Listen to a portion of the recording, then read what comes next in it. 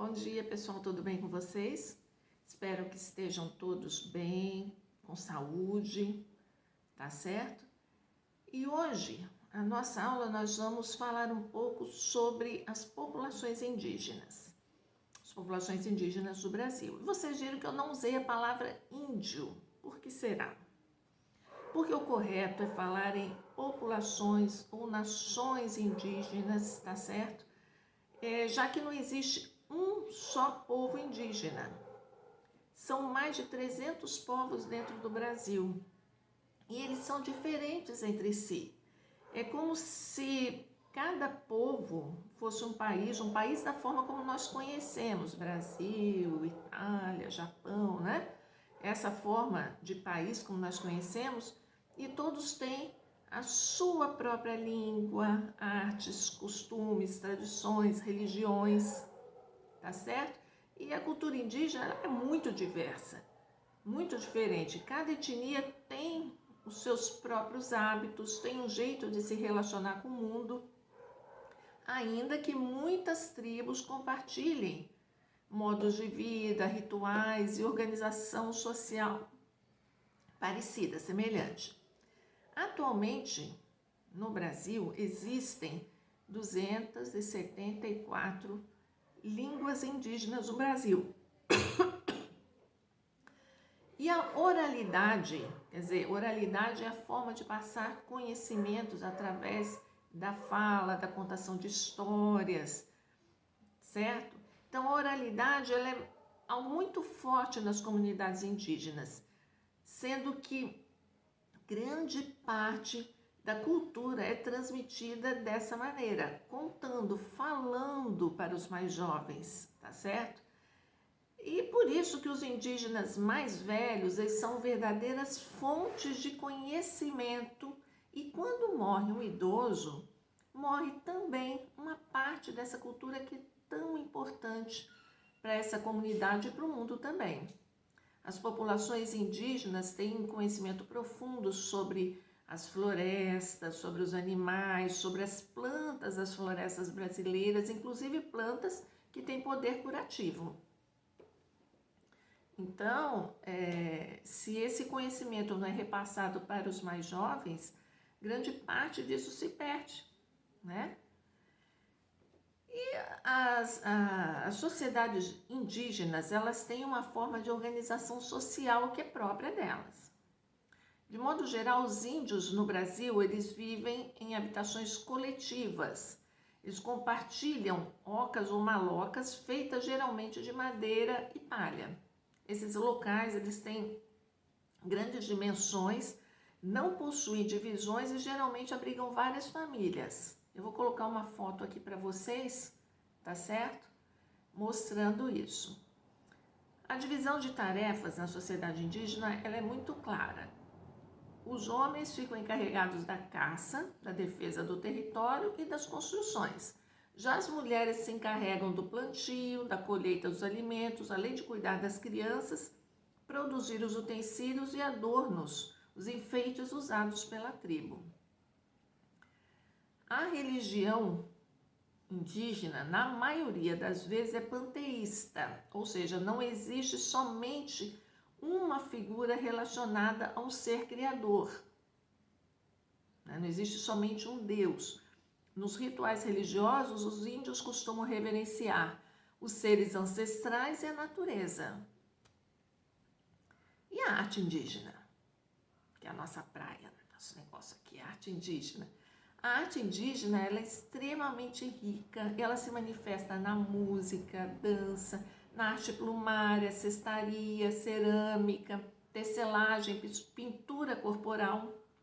E o grafismo indígena, ele é usado nessas pinturas corporais, nessas cerâmicas, nesses objetos de palha que a gente chama de cestaria, nos objetos feitos de pena de pássaro que a gente chama de arte plumária.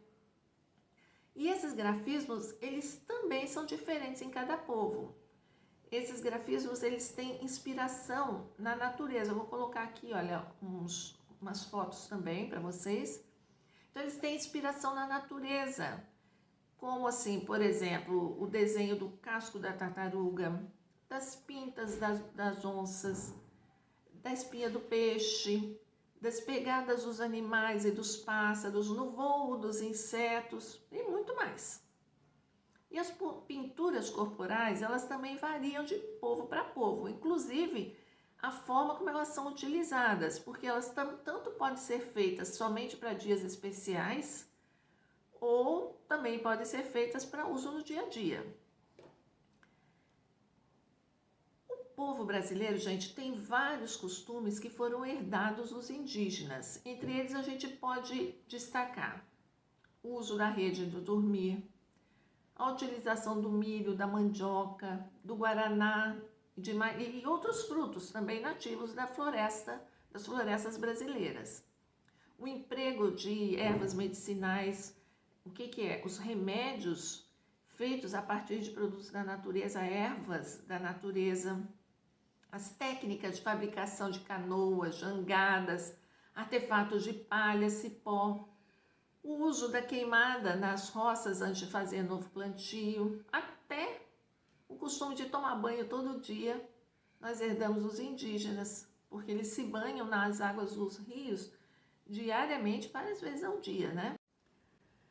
A língua portuguesa que nós falamos no Brasil, ela foi implementada pelos portugueses. Eles trouxeram a língua deles e conseguiram passar essa língua para o povo brasileiro. Mas essa língua portuguesa possui uma infinidade de palavras de origem indígena. Eu vou falar algumas aqui para vocês, olha só. Iara, Jaci, Itu, Itapetininga, Anhanguera, tapioca, beiju, pamonha, gamela, puçá, arapuca, tatuapé, Itanhaém, Peruíbe, Mongaguá e adivinhem? A nossa cidade, o nome da nossa cidade tem origem indígena, Cubatão. É isso mesmo. Essas são algumas palavras, entre outras. Se vocês procurarem na internet, coloca lá na procura palavras brasileiras que têm origem indígena, vocês vão encontrar uma infinidade. Dá até para fazer um dicionário. E aí, gente, o que a gente precisa entender? Que os índios contribuíram para a formação do povo brasileiro e eles já estavam aqui antes da chegada de Pedro Álvares Cabral e do descobrimento do Brasil pelos portugueses. Imaginem que essa terra todinha que hoje conhecemos como Brasil era habitada somente por esse povo, por esses povos, né? Que eles não se chamavam de índio. Esse nome índio, quem deu foram os portugueses que aqui chegaram. Cada povo tinha e tem um nome que é só seu. Vou colocar um mapinha aqui também para vocês verem.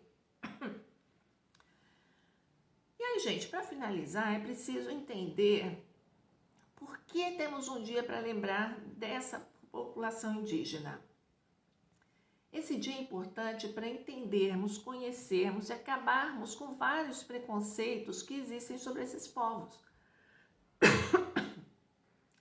É importante defender esses povos e os seus costumes, porque eles são a base da população brasileira também. Defender as reservas indígenas, que é onde eles moram, é importante, porque assim estamos também defendendo a natureza. Essas populações cuidam da natureza porque precisam da natureza para o seu dia a dia. Eles caçam o seu alimento, eles não vão ao açougue comprar carne. Eles pescam o seu peixe, eles vão na feira comprar o peixe. Eles plantam o seu alimento, não vão lá na feira, no supermercado comprar. Eles constroem suas canoas, fabricam suas armas e tudo mais que eles precisam para viver. E tudo ali, retirado da natureza. E tudo, gente, com parcimônia, só usa o que precisa. Tá certo? É uma forma diferente de vida, de viver e que precisa ser respeitada, assim como precisa também ser respeitada a adaptação que eles estão fazendo ao que é o moderno e que melhora a vida dessas populações. Índio pode ter computador? Pode ter celular? Pode usar roupa? Pode estudar? Pode ir para a faculdade? Se tornar um médico, um engenheiro? Pode escrever livro? Claro que podem. E por que não poderiam, né? Aliás, eles precisam, porque se eles não tiverem acesso a isso tudo, vai ficar cada vez mais difícil defender a sua cultura e seu povo. A modernidade está aí para auxiliar a todos. E será que ainda assim eles conseguem manter a cultura original? Conseguem, sim. E mais, trabalham para que os jovens conheçam e mantenham a cultura do seu povo. Tá certo? Eu espero ter ajudado vocês com esse vídeo a pensar mais um pouquinho sobre as populações indígenas brasileiras, a pensar que nós precisamos conhecer mais e respeitar. É um estilo, um jeito de vida diferente, não tem certo, não tem errado, é diferente do nosso, certo? E por isso a gente precisa respeitar, precisamos aprender a respeitar o que é diferente daquilo que nós fazemos, daquilo que nós conhecemos. Não é porque é diferente que é errado, é só diferente, tá certo? Então, dia 19 de abril é o dia do índio, ou melhor dizendo, Dia das Populações Indígenas Brasileiras.